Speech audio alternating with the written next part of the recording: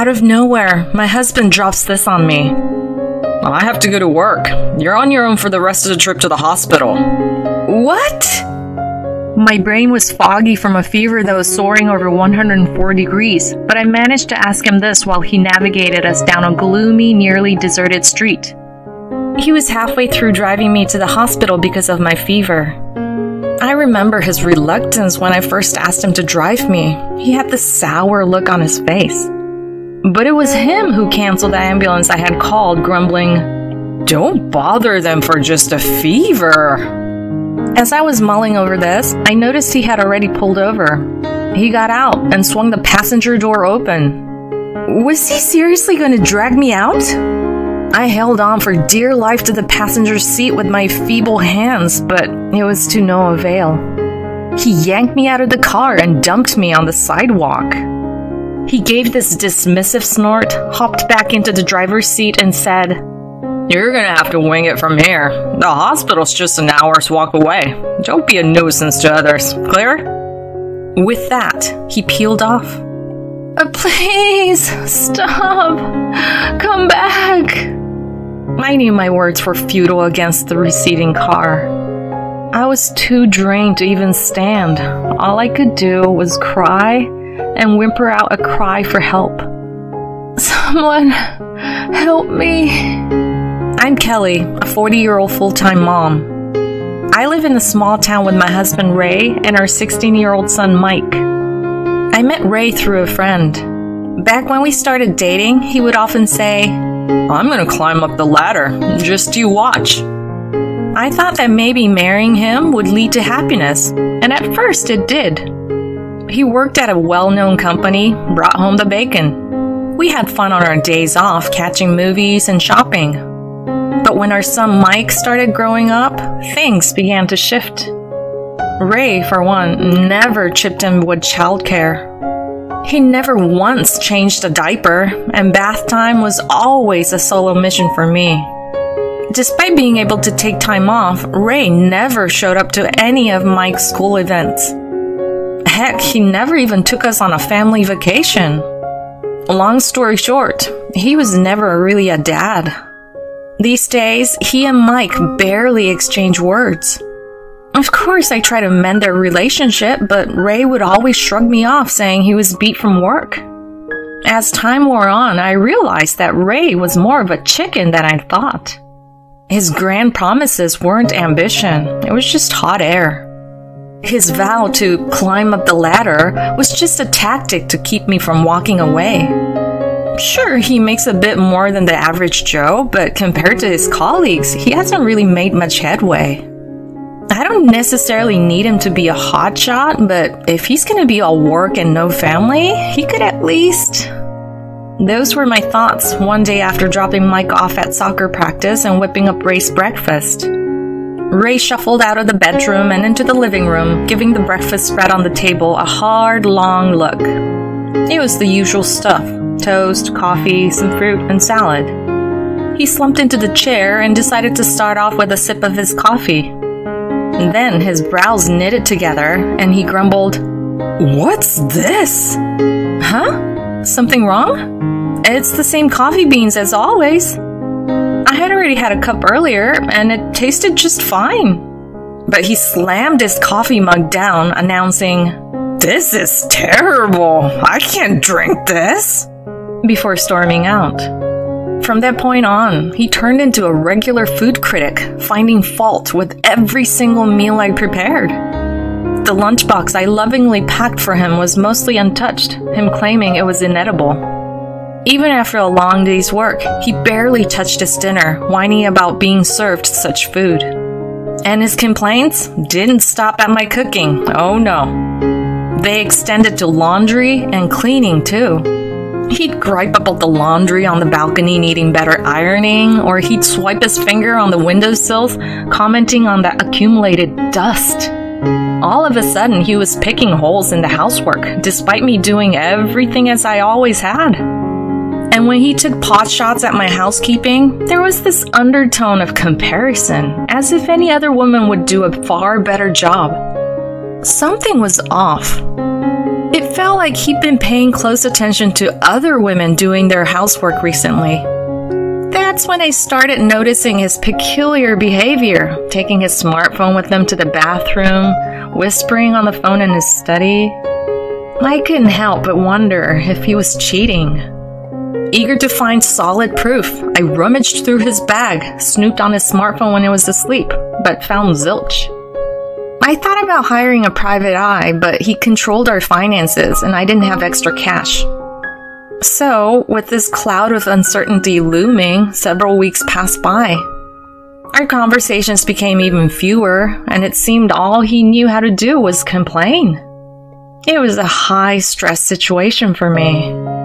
And maybe that's why, one late night, I woke up in a feverish sweat. Since I had recently started sleeping separately from Ray, I was on my own. Somehow, I gathered the strength to crawl towards the living room. Of all times, I had left my phone there. As my vision started to swim, I felt a sense of danger.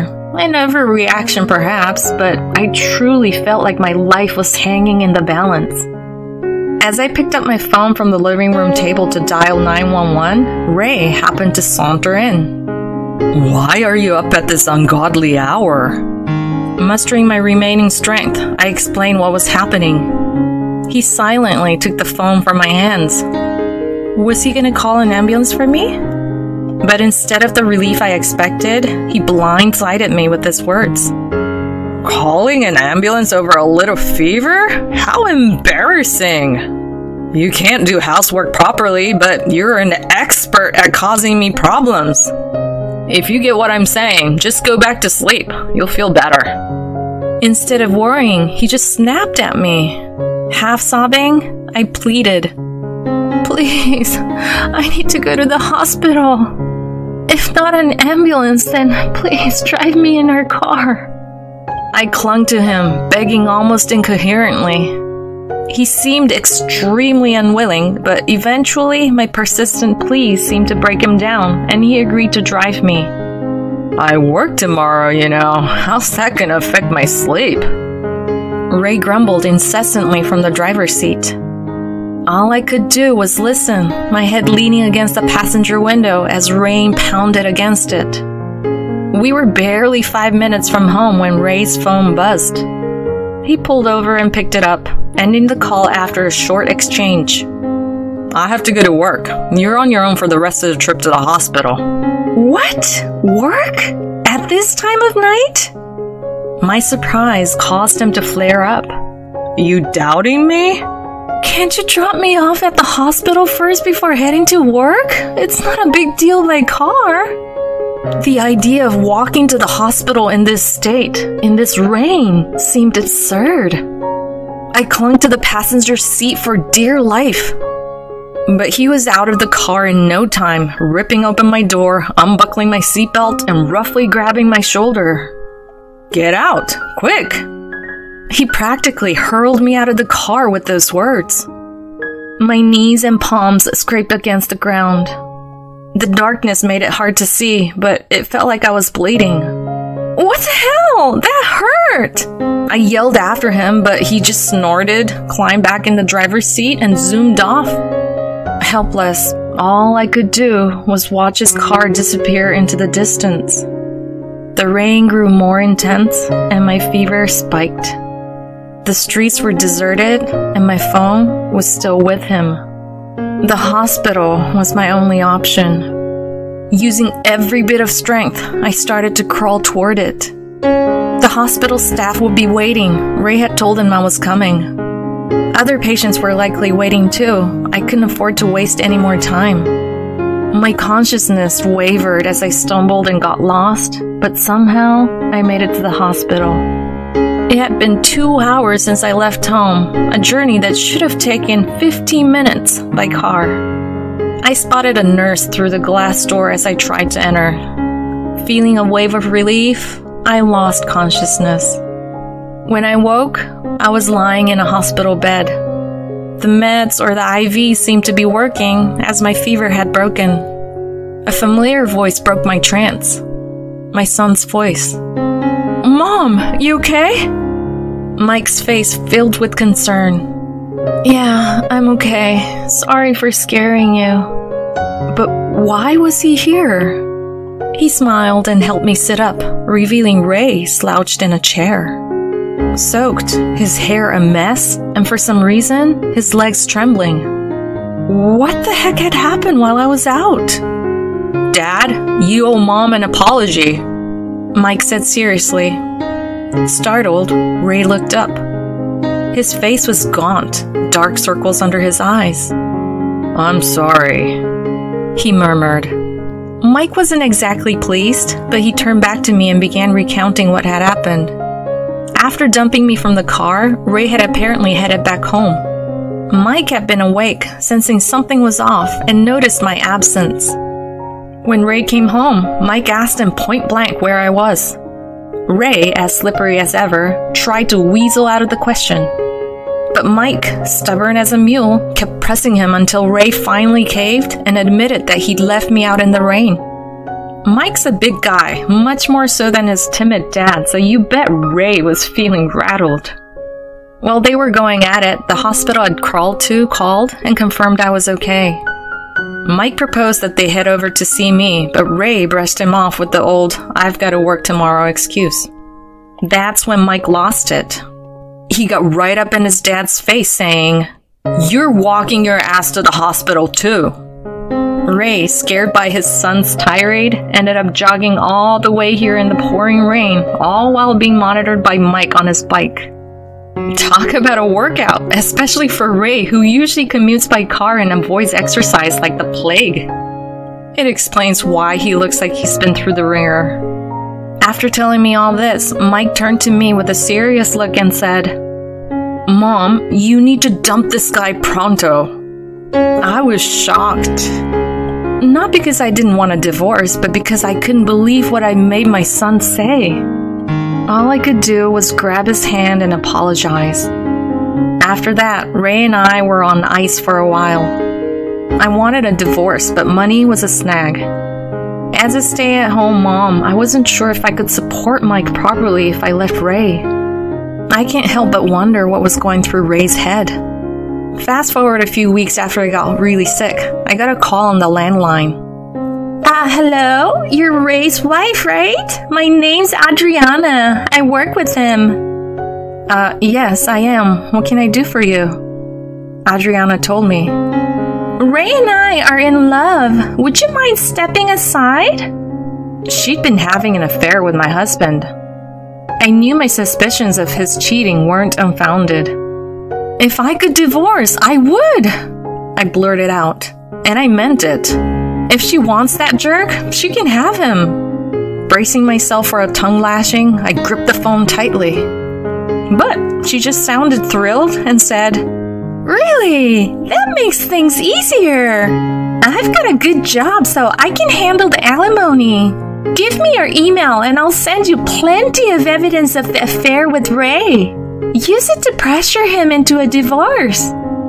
I was floored by the offer, but I snapped back to reality fast. This was an opportunity I couldn't afford to miss. I gave her my email, and in no time, my inbox was filled with enough evidence to sink a ship.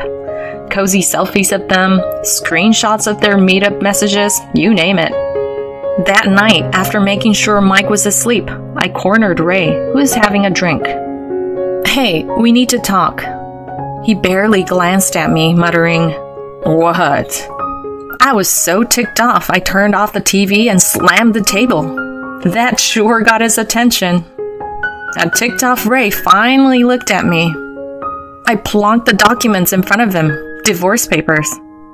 His eyes nearly popped out of his head. "We're getting a divorce. Seems like you found yourself another woman who's a big shot at work and a whiz in the kitchen." "What? What are you blabbering about? Are you accusing me of having an affair? If so, then prove it." His cocky attitude hinted at a confidence in having covered his tracks well. I wasn't about to let that slide, so I served up all the evidence that Adriana had given me. His self-assured grin vanished instantly, replaced by a face on the brink of tears. "Why do you have this? I thought I cleared all that away." Come on, a divorce is a public humiliation. Doesn't Mike need his dad? And don't you need the money? So it turned out Ray was more worried about people gossiping about him having an affair and getting divorced. Talk about selfish. I couldn't care less about being embarrassed, and Mike doesn't need a dad like you. You've hardly acted like a father till now, so don't start pretending. If you truly care about Mike, you'll cough up more than enough child support. When he finally registered my unwavering intent to divorce him, he crumpled, sobbing into his hands. This wasn't supposed to happen. Fast forward 6 months, and Ray and I finally made our divorce official. I staked a claim for a share of the property, damages for infidelity, and child support for Mike. I even hit his mistress with a claim for damages for adultery. All were paid in one big chunk, so I had no worries about getting by for the time being. I thought moving Mike to a new school would be too much, so we shifted to an apartment nearby and are now making do, relying on each other. Word on the street is that Ray and Adriana have started shacking up. But they're both swamped with work and are constantly at each other's throats over household chores. It looks like she was only putting in the hard yards with housework to woo Ray away from me. Now that she's got him, she's probably okay with showing her true colors. To top it all off, they both got the boot for selling the name of their big company when the word of their affair got out. Both are now strapped for cash after paying off all those damage claims in one go, but that's not my problem anymore. Since the divorce, my son has been growing happier by the day and has thrown himself into his club activities. Watching him excitedly talk about getting to play as a regular in his next game, I couldn't help but feel in my heart of hearts that I'd made the right choice.